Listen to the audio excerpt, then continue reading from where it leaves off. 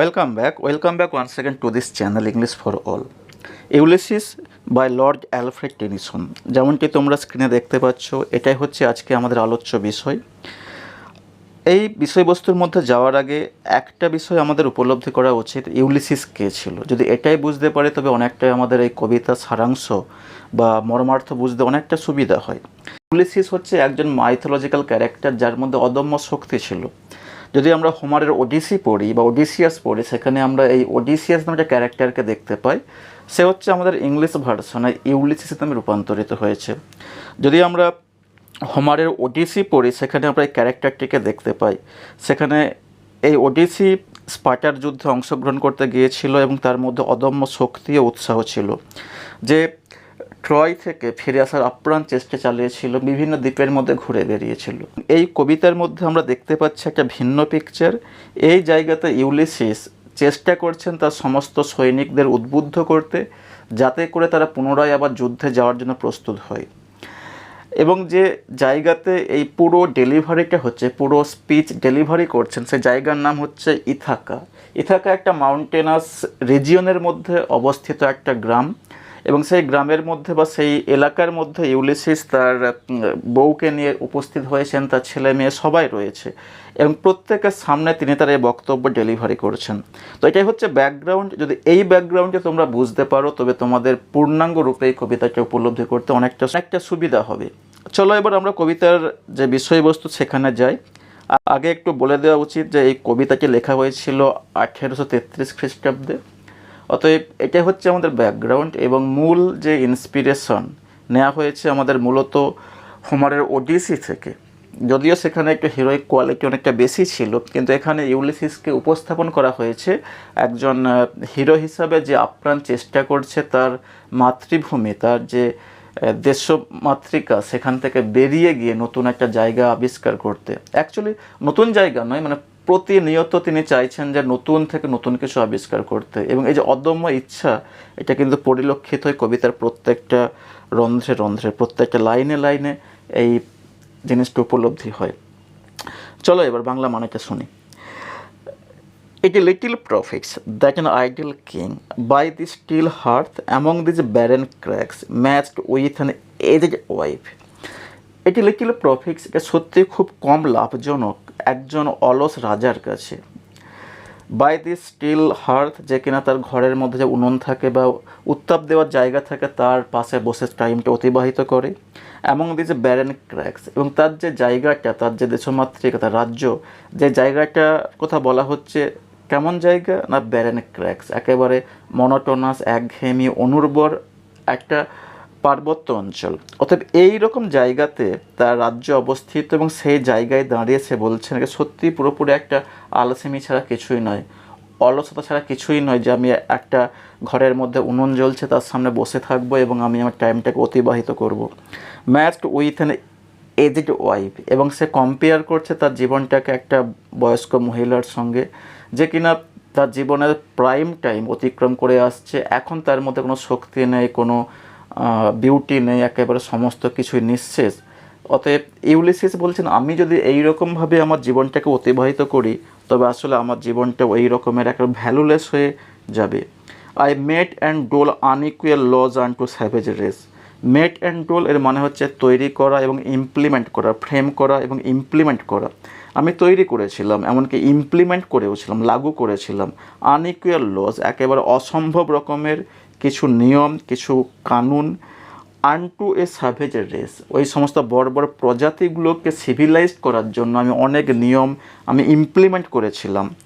That hoard and sleep and feed and to know not me, যে savage প্রজাতি, যে বড় বড় মানুষেরা, তারা শুধুমাত্র জায়গা, জমি জায়গা, সম্পত্তি সংগ্রহ করে, এবং তারা শুধুমাত্র ঘুমায়, এবং তারা আমাকে চিনেও না। I can not rest from travel.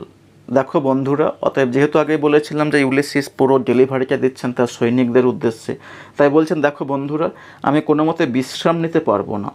I will drink life to the lees, আমি জীবনটাকে পুরোপুরি নিংড়ে খেয়ে নিয়েছি। লিজ বলতে আমরা বুঝি যে কোনো একটা চা যখন আমরা খাই বা যখন শরবত খাওয়া হয় ঠিক নিচের দিকে যে অংশটা পড়ে থাকে তার লিজ বলা হয়। অতএব সামগ্রিকভাবে পুরো জিনিসটাকে আমি খেয়ে নিয়েছি আমার মধ্যে। আমি জীবনটাকে পূর্ণাঙ্গ রূপে উপলব্ধি করতে চাই, আমি কোনো অংশ বাদ দিতে চাই না। All Times I have enjoyed greatly, আমি আমার জীবনে অনেকভাবে আনন্দ করেছি।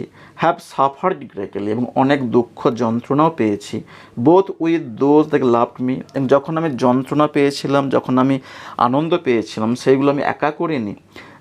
আমার সঙ্গে আমার সহকর্মীরা ছিল, আমার সঙ্গে সহযোদ্ধারা ছিল, অ্যান্ড অ্যালোন, এমনকি মাঝে মধ্যেও আমি এই রকমের এনজয়মেন্ট, এই রকমের দুঃখ আমি নিজে একাকীও পেয়েছিলাম। অন শোর, এবং এই রকমের দুঃখ যন্ত্রণা পেয়েছিলাম আমি নদীর তীরের মধ্যে বসে। When through scudding drift the rainy Hyades vex the dim sea, এমনকি রেনি হাইক্স, হাইক্স হচ্ছে একটা নক্ষত্র, যে নক্ষত্রটাকে আমরা উপস্থাপন করে বৃষ্টির সঙ্গে। অতএব এই নক্ষত্র যখন আকাশে উপস্থিত হয় এবং সমুদ্রকে উত্তাল করে তোলে, ফলে প্রচুর বৃষ্টিপাত হয়, সেই রকম প্রতিকূল অবস্থার মধ্যেও আমি আমার জীবনটাকে উপভোগ করেছি। I am become a man, দেখো আসলে আমি একটা ব্র্যান্ড নেমে রূপান্তরিত হয়েছে, প্রত্যেকেই আমাকে চিনে, আমি একটা brand. For always roaming with hungry heart, এবং যেখানেই আমি গিয়েছি আমি একটা হাংরি হার্ট, অতএব পিপাসার্ত হৃদয়কে নিয়ে আমি ঘুরে বেরিয়েছি। আমি সবসময় চেয়েছি কিছু একটা জিনিসকে আবিষ্কার করতে। Much have I seen and known, আমি অনেক কিছুই দেখেছি, অনেক কিছুই জেনেছি। সিটিজ অফ ম্যান অ্যান্ড ম্যানার্স, বিভিন্ন টাউনে বসবাসকারী মানুষদেরকে এবং ওদের ট্র্যাডিশন কালচার সম্পর্কে জেনেছি। ক্লাইম্যাক্স, ওদের যে অ্যাটমসফেরিক কন্ডিশন, যে ক্লাইমেটে বসবাস করে, সেটাও আমি দেখেছি। কাউন্সিলস, গভর্নমেন্টস, এমনকি অ্যাডমিনিস্ট্রেশন, ওদের সরকার, সমস্ত কিছুই আমি দেখেছি। Myself not a least but honoured of them all, শুধুমাত্র যে আমি ওই রকম জায়গাতে গিয়ে সম্মানিত হয়েছে তা কিন্তু নয়, আমার সঙ্গে থাকা অসংখ্য সৈনিকরা, তারাও কিন্তু অসম্ভব রকমভাবে সম্মানিত হয়েছে ওই সমস্ত বর্বর মানুষের দ্বারা। And I drunk delight of battle with my peers, এবং আমি যুদ্ধক্ষেত্রে গিয়ে আমার বন্ধুদের সঙ্গে, আমার সহকর্মীদের সঙ্গে আমি আমার যুদ্ধের যে আনন্দ, সে আনন্দকে আমি কিন্তু গিলে খেয়ে নিয়েছি। অ্যাকচুয়ালি যুদ্ধ করবার যে ইচ্ছা বা আকাঙ্ক্ষা, এই জিনিসটাকে ইউলিসিস কম্পেয়ার করছেন এক পেয়ালা জলের সঙ্গে, তরল পদার্থের সঙ্গে, এবং এই জল খাওয়ার পরে তার মনের মধ্যে যে রকমের আনন্দ হয়, ঠিক যুদ্ধক্ষেত্রেও তার ওই রকমের আনন্দ হয়। Far on the ringing plains of Troy, এমনকি ট্রয়ে যখন আমি যুদ্ধ করেছিলাম, এবং সেই জায়গায় যে রণহুঙ্কার বা যে ছড়া বা তরোয়ারি বা বল্লমের যে ঝনঝনানি, সেই সমস্ত কিছুর মধ্যেও কিন্তু আমি তখন জীবনটাকে অনেকটা উপভোগ করেছিলাম, যুদ্ধকে আমি অনেকটা এনজয় করেছিলাম। I am A part of all that I have made, এখন আমি একটা অংশে রূপান্তরিত হয়েছি ওই জিনিসগুলোর যেগুলোর সঙ্গে আমার সাক্ষাৎ হয়েছে। অর্থাৎ যেখানেই আমি গিয়েছি সেখানে আমার অবদান এতটাই বেশি যে তারা আমাকে ভুলে থাকতেই পারে না। Yet all experience is an art, কিন্তু তবুও আমার কাছে আমার সমস্ত জীবনের যে এক্সপিরিয়েন্স, এগুলো মনে হয় একটা আর্চের মতো, খিলানের মতো, ধনুকের মতো। হোয়ার থ্রো, যে ধনুকের উপরিভাগ থেকে আমি দেখতে পাই গ্লিমস দ্যাট আনট্রাভেলড ওয়ার্ল্ড। গ্লিমস মানে কি দেখতে পাওয়া, কি দেখতে পাচ্ছি না আনট্রাভেলড ওয়ার্ল্ড, ওই জগৎটা, যে জগৎটার মধ্যে আমি এখনও যেতে পারিনি, ট্রাভেল করিনি, এখনও এক্সপ্লোর হয়নি, ওই জগৎটাকে আমি দেখতে পাই। হুজ মার্জিনস ফেক্স for ever and for ever when I move, যখন আমি ওই জগৎটার মধ্যে যাই সঙ্গে সঙ্গে তার দিগন্ত রেখা আরও সরে যায়, যেন মনে হচ্ছে অদূরে আরেকটা জগৎ রয়েছে, তাকে আবার আবিষ্কার করতে যেতে হবে। আসলে এখানে এই যে তীব্র আকাঙ্ক্ষা জীবনটাকে উপলব্ধি করবার, এবং সেই আকাঙ্ক্ষাটাকে কম্পেয়ার করা হচ্ছে কার সঙ্গে, মরীচিকার মধ্যে।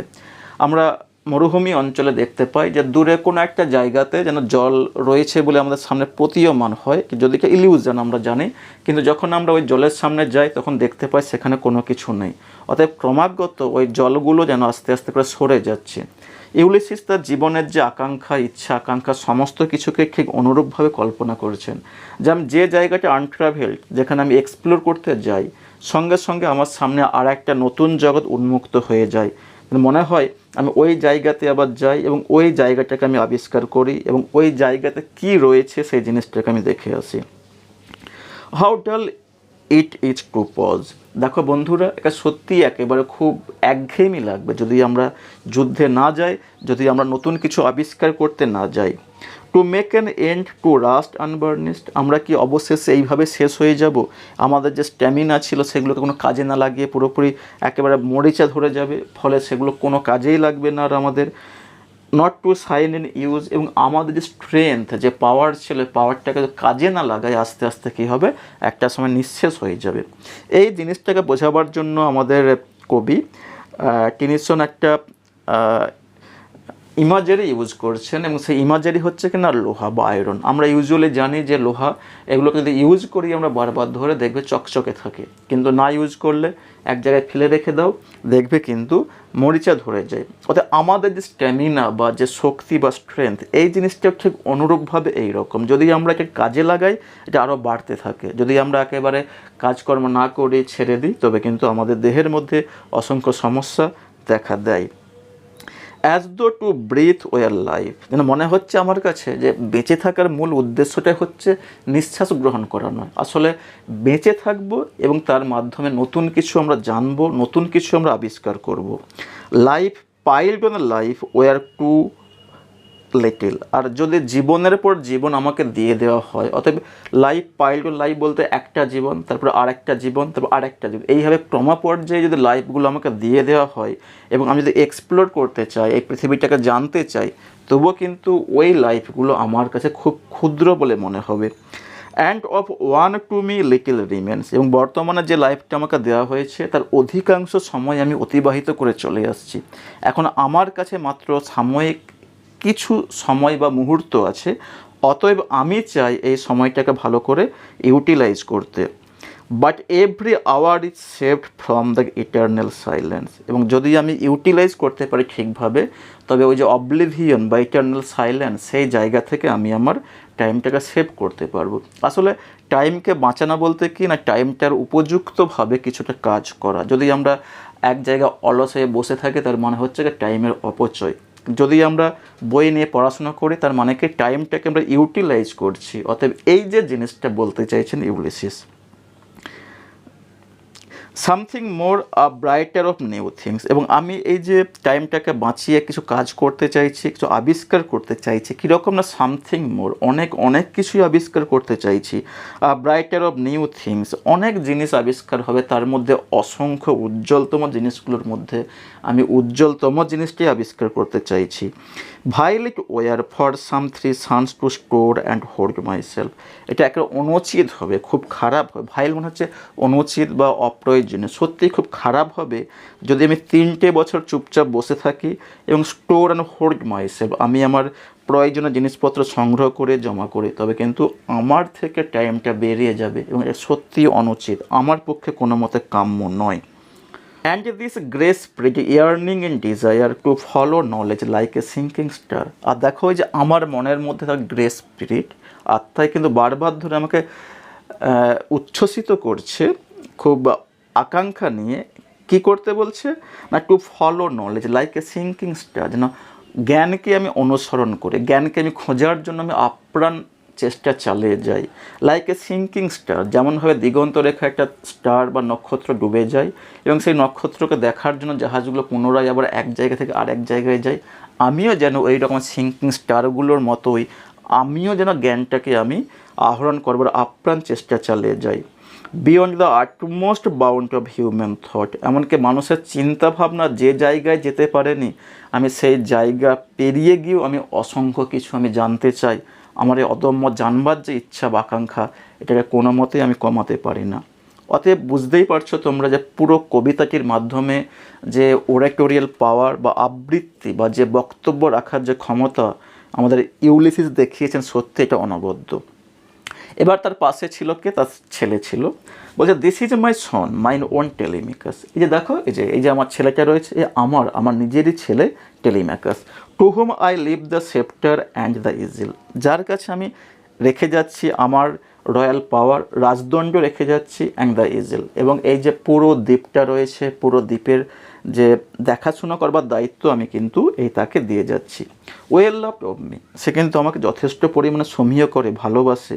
ডিসার্নিং টু ফুলফিল দিস লেবার, এবং তার কাজকর্মের দ্বারা সমস্ত কিছুই সে আহরণ করতে চায়।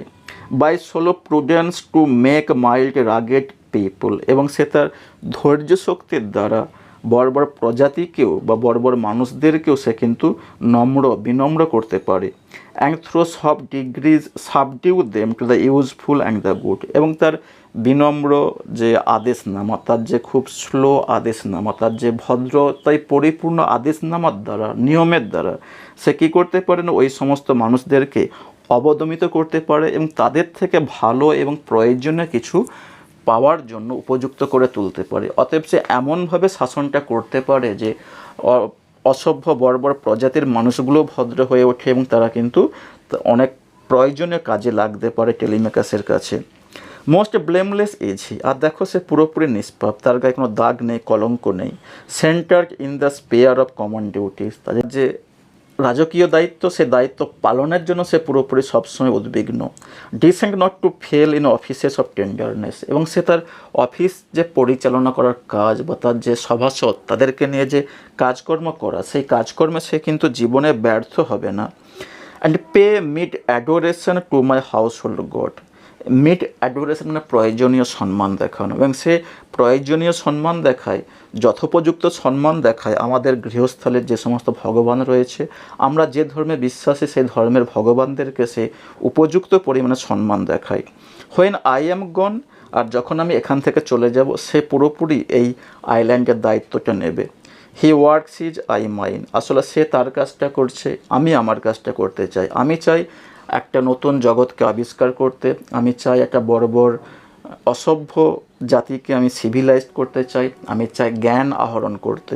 অতএব তোমরা আমার সঙ্গে চলে এসো, এই পুরো ইথাকা, পুরো আমার সাম্রাজ্য আমি কিন্তু আমার ছেলে টেলিমেকাসকে দিয়ে যাব, এবং তার যা ক্ষমতা রয়েছে সে ক্ষমতার দিক থেকে কোনো মতে ব্যর্থ হবে না, এটা আমি গ্যারেন্টি দিয়ে বলছি। কে বলছে না, ইউলিসিস বলছে, তার সমস্ত সৈনিকদের বলছে।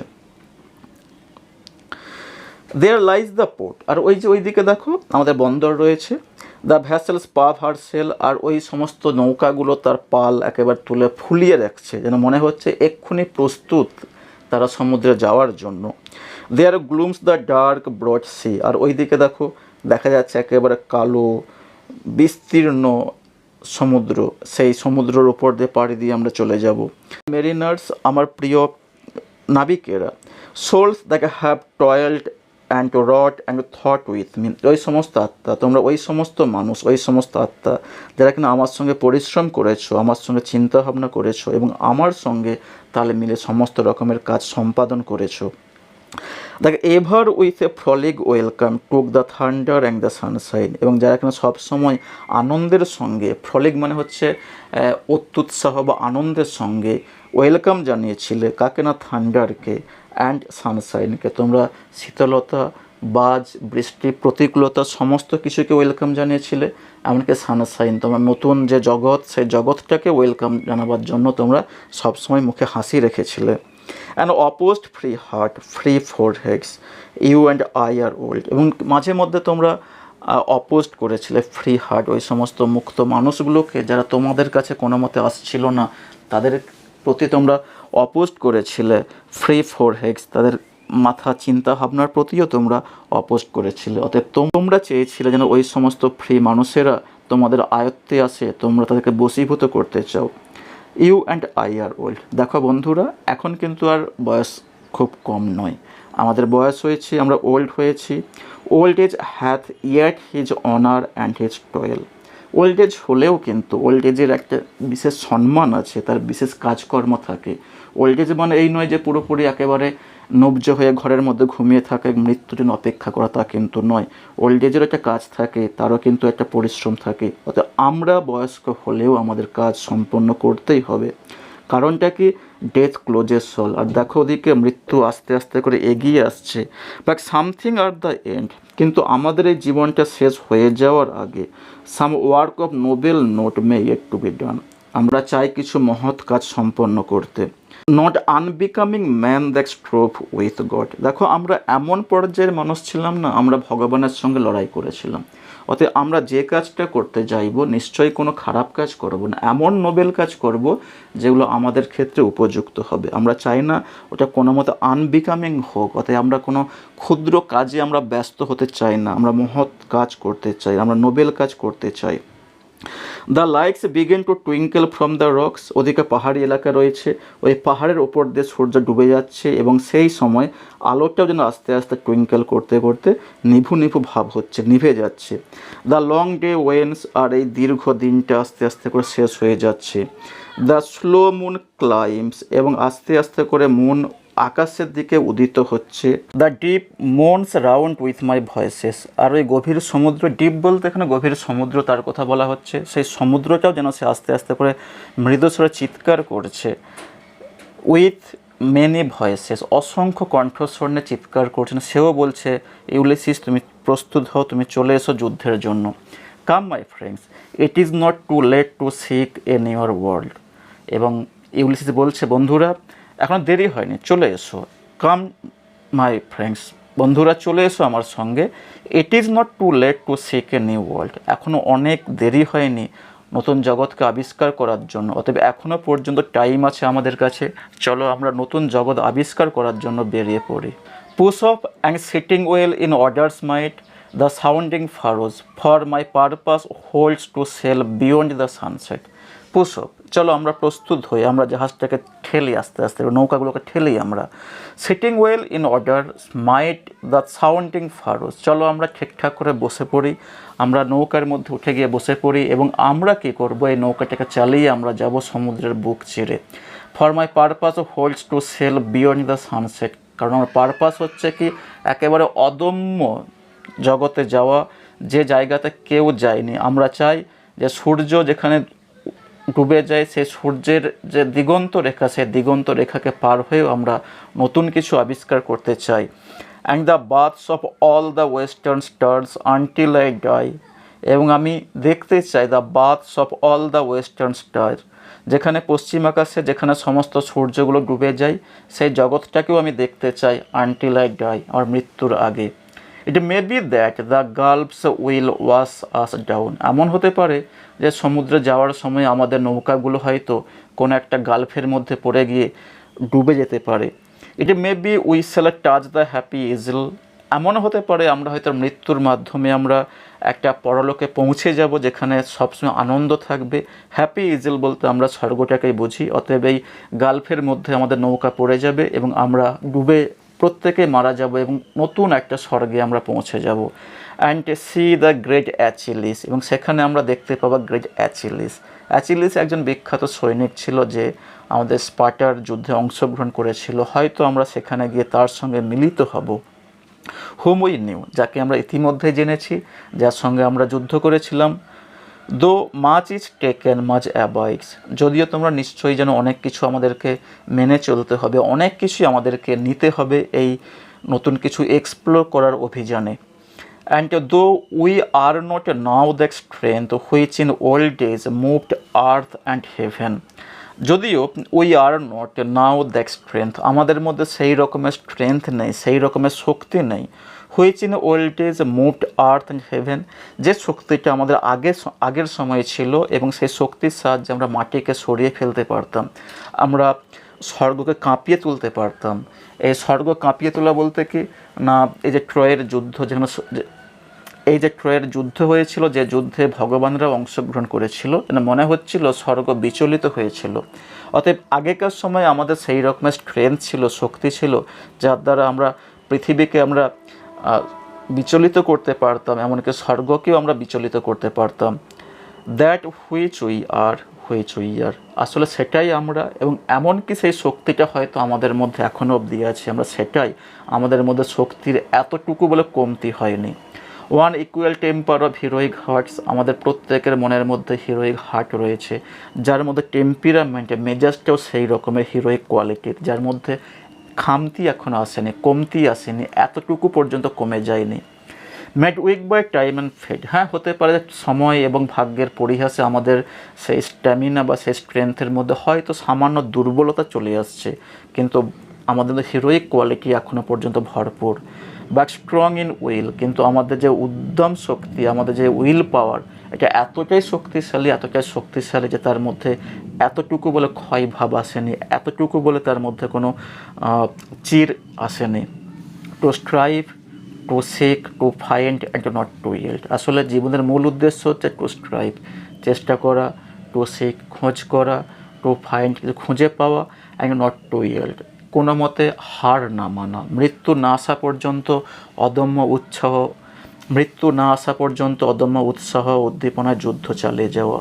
এটাই হচ্ছে আমাদের ইউলিসিস তার বক্তব্য ডেলিভারি করেছেন, এবং এই বক্তব্যটার মাধ্যমে তিনি উপস্থাপন করতে চেয়েছেন যে আমরা কিন্তু পুনরায় বেরিয়ে যেতে চাই, আমাদের মধ্যে স্থিরতা বা স্থবিরতা কোনো মতেই কাম্য নয়।